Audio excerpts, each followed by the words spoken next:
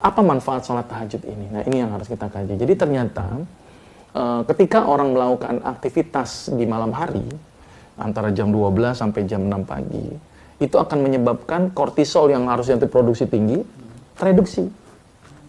Kenapa kok bisa tereduksi pertanyaannya? Apa bedanya orang sholat tahajud dengan nonton bola misalnya? Kan sama-sama bangun tengah malam. Apakah tereduksi atau tidak? Gitu. Nah, ternyata ada satu aktivitas di sholat tahajud itu ketika sujudnya.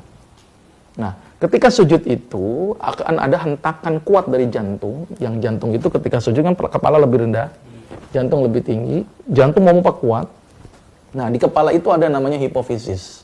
Ada satu semacam organ yang kecil namanya hipotalamus. Di hipotalamus ada hipofisis yang fungsinya dia akan mengatur pengeluaran hormon pada saat malam itu.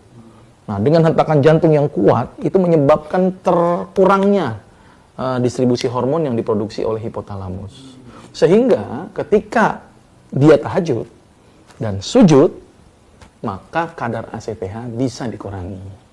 Maka itu kenapa sholat tahajud sangat bagus untuk orang-orang apa? Orang-orang yang berhubungan dengan penyakit diabetes. Terus kemudian orang-orang yang berhubungan dengan penyakit darah tinggi, orang-orang yang berhubungan dengan penyakit misalnya jantung. Karena kenapa? Karena epinefrin tereduksi. Nah, ketika tereduksi maka berdampak tensi juga bisa diturunkan.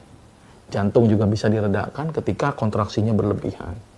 Bahkan orang-orang yang stres, orang-orang yang emosinya labil, itu dengan tahajud menjadi stabil. Itu dibuktikan dengan rekaman EEG yang menunjukkan bahwa orang-orang yang tahajud itu EEG-nya jauh lebih baik daripada orang-orang yang tidak sholat tahajud.